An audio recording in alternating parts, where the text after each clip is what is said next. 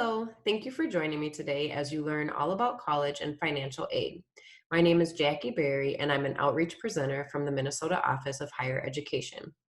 In a moment, I'm going to share my screen with you so that you can follow along as I give you lots of useful information. Our hope is that by the end of the presentation, you will be able to find a way to make college more affordable for you. Here we go. College knowledge, financial aid, and other ways to pay. Investing in your future starts now. Brought to you by the Minnesota Office of Higher Education. What is the Minnesota Office of Higher Education? The Minnesota Office of Higher Education is a cabinet-level state agency providing students with financial aid programs and information to help them gain access to post-secondary education. The agency also serves as the state's clearinghouse for data, research, and analysis on post-secondary enrollment, financial aid, finance, and trends. Please check out our website in order to learn about how to choose a college, compare colleges, do some career exploration, and learn about financial aid programs. So what is financial aid? Financial aid is money awarded to students who have demonstrated that they have a financial need based on their F.A.F.S.A application. F.A.F.S.A stands for Free Application for Federal Student Aid, and we'll talk about that in a brief moment. Financial aid falls into 4 categories. Grants, this is free money. Scholarships, also free money. Work study, yes, you might have to work while you're in school. And loans, this is borrowed money paid back with interest. Who receives financial aid? Financial aid is given to students whose families have little to no money to attend. It is the family's obligation to provide as much financial support as they can for their child to attend college. When they are not able to, financial aid may be awarded to them. How is the aid amount determined? All students seeking financial aid to attend college are required to fill out the free application for federal student aid. The amount of aid they will be awarded is based off their application. The free application for federal student aid, or the F.A.F.S.A. The F.A.F.S.A is used to determine the amount of financial need an individual student has for attending college. Once a student and their parent or parents fill out the application, they are given an EFC, an estimated family contribution. Next, the EFC is subtracted from the cost of attendance at a particular school, resulting in the amount of financial aid that is awarded. The school you attend will then award grants, work study, loans, and scholarships to you based off of your need and the amount of aid they still have remaining each year. Who fills out the F.A.F.S.A? Any student who is seeking financial aid in order to attend college. Both the student and their parents fill out the form. If a student is emancipated from their parents, they will need to provide the necessary documentation to show their order for emancipation.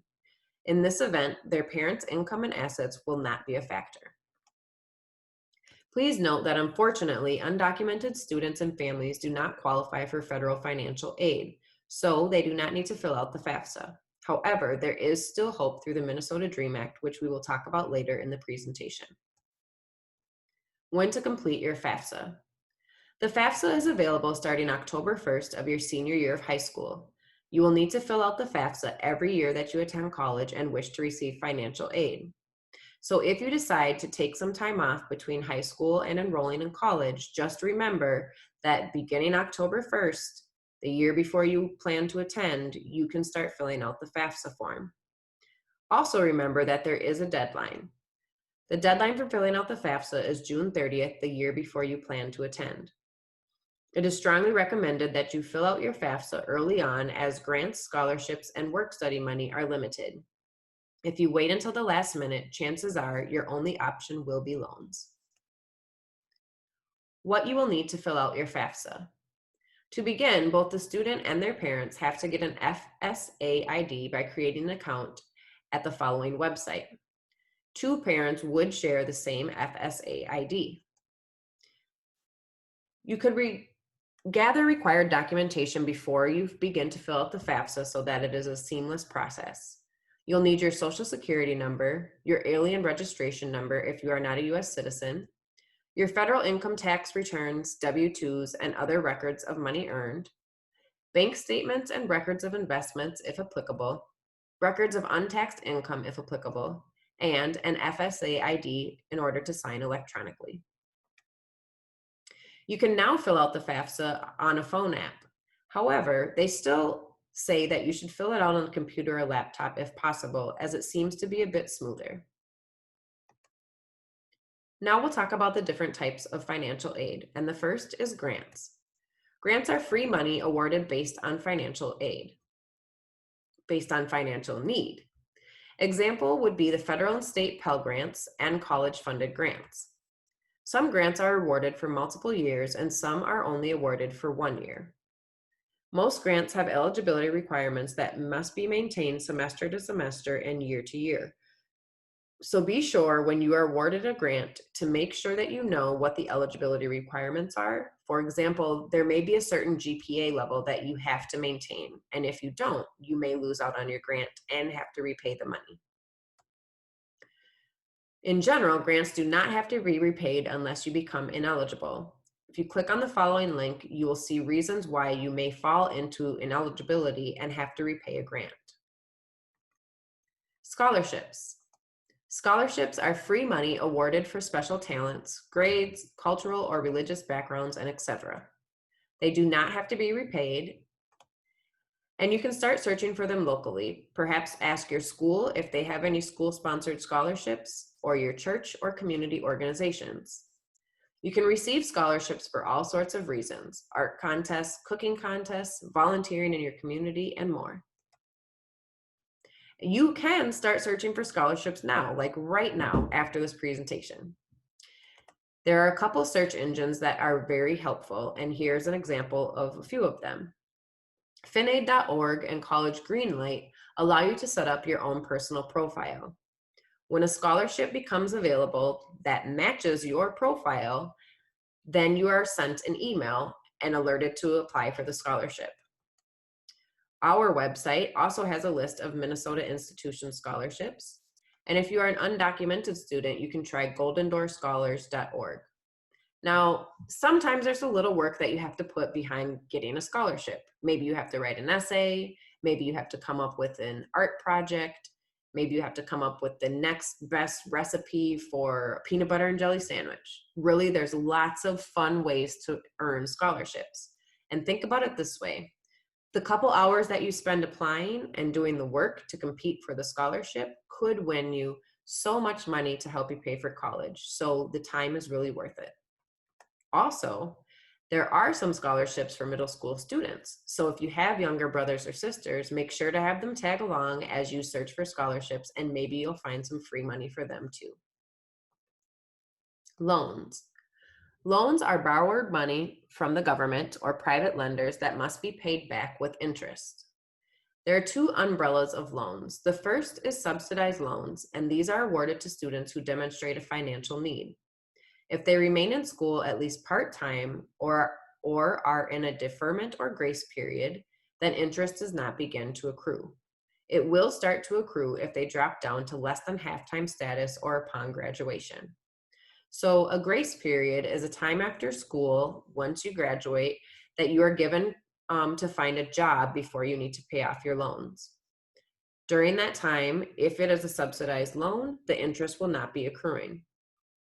Also, during a deferment period, so your loans may be deferred for a number of reasons, and this just means that it's a time frame in which you do not need to be making a loan payment. Unsubsidized loans. These are awarded to any student who still has financial need after any grants or scholarships have been applied to their tuition costs. Interest on these begins to accrue immediately after disbursement. So as soon as the payment goes out to your college, interest starts to accrue. So even though you're a freshman and your loan gets paid for first semester, if it's an unsubsidized loan, interest begins to accrue right away. There are other ways to pay that are not financial aid based. First is savings. The more you save, the less you'll have to borrow. Your parents or someone in your family can set up what's called a Minnesota College Savings Plan or a 529 plan. You can visit the minnesotasaves.org website for more information.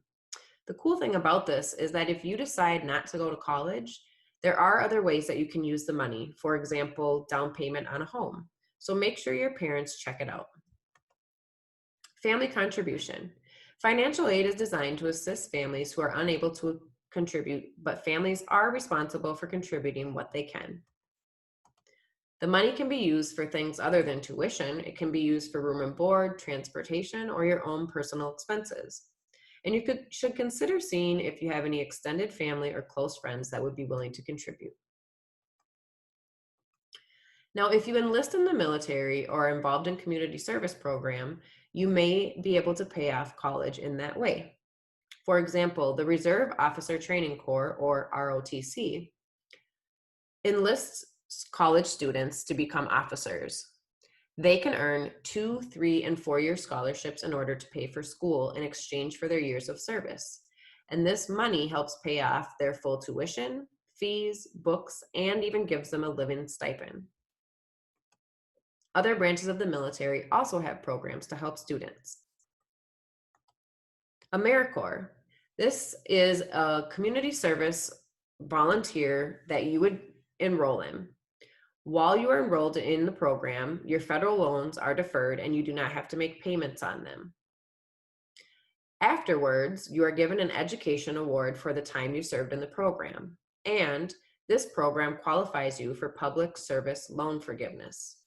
Public service loan forgiveness is applied to certain loans, and that means that you work with a certain population of people, and then a portion of your loans is forgiven.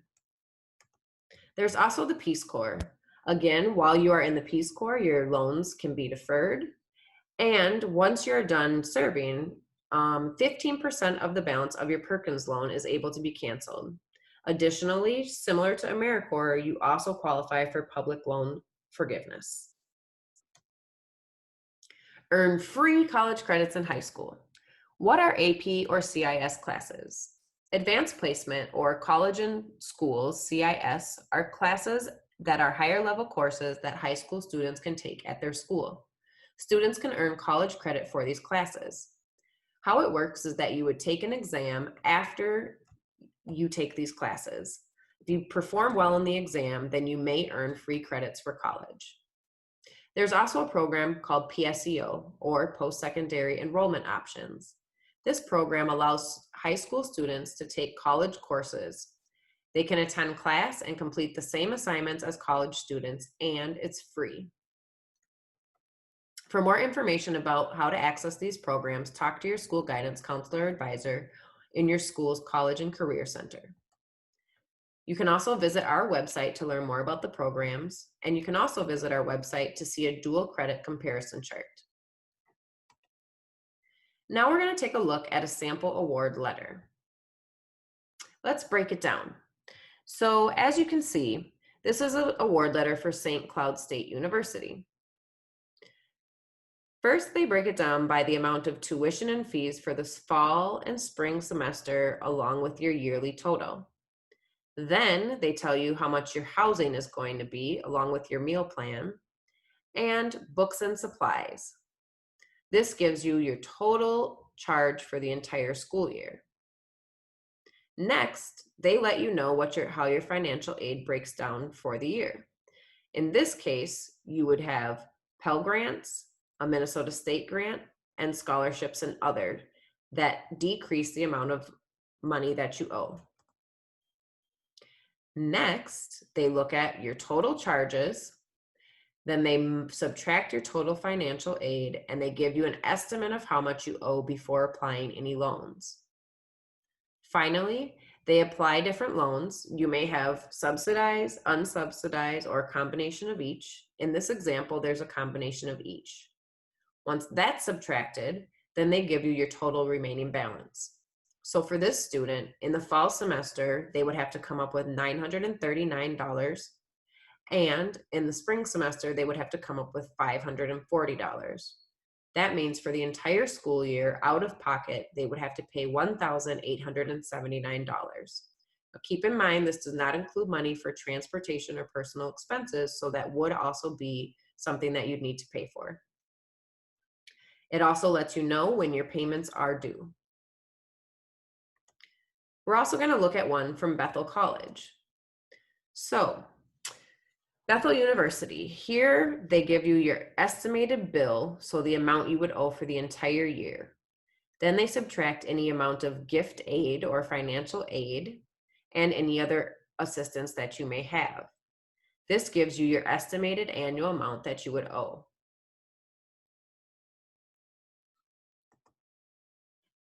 So similar to St. Cloud State, they break it down. This student was receiving a scholarship, a grant, a music performance piece of financial aid, a Pell Grant, and a Minnesota State grant.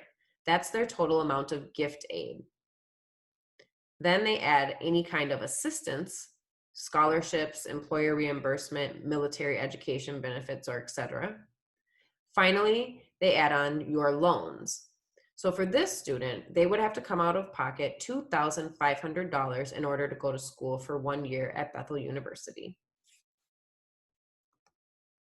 How families are paying for college, 2018 and 2019.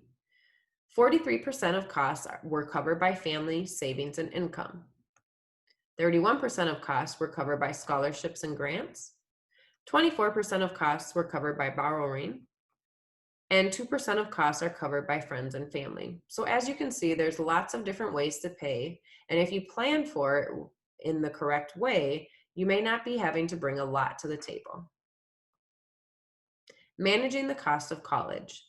98% of students are taking steps to make college more affordable. So 4 out of 5 of them attend college in their home state to lower costs.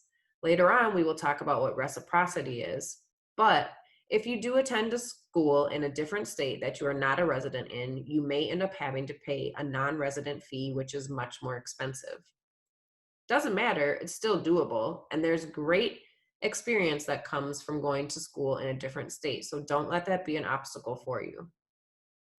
77% of students work at least part of the year. 49% of students live at home.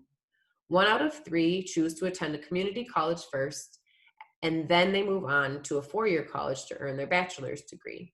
So you can go to a community college to get your general education requirements, and then you can move on to a 4-year college to get your bachelor's degree. 62% cut down on their own personal spending. They create a budget for themselves and they stick to it. This is something you can start practicing while you're in high school so that you're good at it when you get to college. And 27% are working toward earning their degrees faster. This information came from the Sallie Mae website. Yearly tuition for the cost of school in Minnesota. And this information comes from the collegetuitioncompare.com. So I'm going to give you a moment to look over the slide.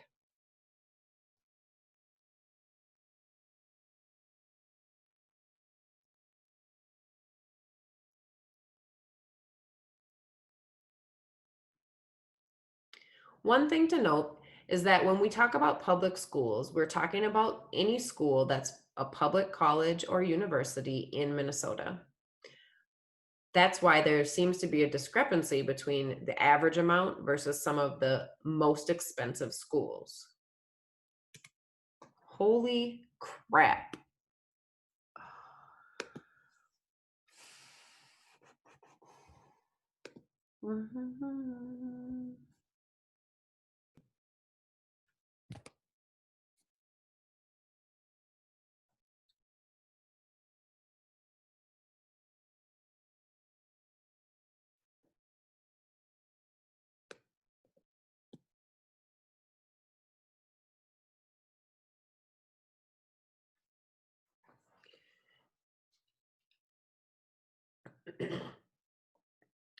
This is the yearly tuition cost in Minnesota for the 2019-2020 school year. Please keep in mind that these are approximate values, and this information came from the collegetuitioncompare.com website. I'm going to give you a moment to review the information on your own.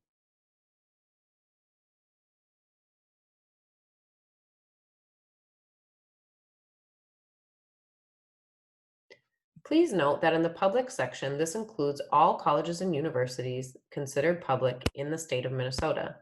That is why the approximate cost for resident and non-resident tuition looks a little bit lower, or actually quite a bit lower, than the most expensive school, the U of M. We do know that the cost of college can be scary and come with quite a bit of a sticker shock. However, that is why financial aid is in place in order to help alleviate some of that cost. In reality, after you get financial aid, you may be paying much less than what the cost of attendance is for the full year. Reciprocity, what is it? Tuition reciprocity is an agreement made between states that allows a non-resident student to attend college at the same rate tuition amount as a resident student. Minnesota shares a reciprocity agreements with Wisconsin, North Dakota, South Dakota, the Canadian province of Manitoba, and we have a limited agreement with the Iowa Lakes Community College in northern Iowa. Any student who lives in Minnesota and wants to attend a school in one of these states is able to attend it at the same rate as a resident in those states. Similarly, any student who lives in one of these states is able to attend a school in Minnesota at the same rate as a resident in Minnesota. For example, at the U of M, the cost of tuition for 1 year is approximately $15,142, and for a non-resident, it is $33,440. Being able to attend as a resident when you are not can sure be quite a savings. What is my money paying for? First, you are paying for tuition and fees, and this is the cost per credit and administrative fees per class. Room, living on campus, and even if you don't live on campus, you may incur some living expenses. Board, this is your meal plan that is covered while you're on campus. How it works is you pay for a meal plan up front, and then through your student ID, usually, you are able to scan that each time you get food on campus, and it deducts it from your meal plan. You don't necessarily have to live on campus in order to sign up for a meal plan. Books and supplies. Yes, you as the college student pay for your own books and supplies for each class. Check with your school and see if they have a textbook library where you can rent the textbooks for each class. If not, you are responsible for purchasing them. One way to save money is to look online for used books. You'll need money for your personal expenses as well as for transportation. The Minnesota Dream Act. This is something that is put in place for undocumented students. If they are found eligible, they can receive in-state tuition rates at Minnesota state colleges and universities and the University of Minnesota campuses, state financial aid programs, and privately funded scholarships administered by the Minnesota state colleges and universities or the U of M campuses. In order to be eligible for the Minnesota Dream Act, a student must attend a Minnesota high school for at least 3 years, graduate from a Minnesota high school or earn a GED in Minnesota. If they are male, they must comply with the selective service registration requirements, and they must apply for lawful immigration status once the federal process exists. This does not refer to DACA students, Deferred Action Childhood Arrivals. Please visit our website for more information. Building financial literacy at home. It's very important that at a young age you talk to your child about money. Talk with them about needs versus wants and the cost for each, why it's more important to put money towards needs than it is towards wants. Think back to your teenage years. What do you wish someone had taught you then about money that you can teach your child now? Be sure to have that conversation. Make your spending choices clear. For example, when grocery shopping, let your child know why you buy a certain brand and how to compare the prices of each. Use money language at home. Talk about budget, credit cards, debt, expenses, income, interest, and savings. The next time you get a credit card offer in the mail, review it with your student or your child and explain how the interest works. For students who were foster youth, there is the Education and Training Voucher. This is a federal grant given to states to administer to youth who have aged out of the foster care system and are under the age of 26. They must be enrolled in a college, university, or vocational training program. You can receive up to $5,000 per school year, which can be used to pay for the following: tuition, books, and housing, childcare, transportation, and living expenses, or other school-related costs. How it works is you pay for the expenses up front, and then you send in your receipts and you are reimbursed. You can visit this website for more information. How has COVID-19 affected applying? There hasn't been much change in the application process, but there are a few things to consider. You can expect longer wait times. Responses to emails, phone messages, and other forms of communication will be longer as everyone navigates working from home. And some schools are changing the ACT and SAT tests to optional. They are still important to take as not all schools are going this route, but be sure to ask your guidance counselor what their recommendation is. Finally, we're here to help. You can visit our website if you need more information on anything involving college, the cost of college, financial aid, and more. Thank you so much for joining me today as you learned more about college and financial aid.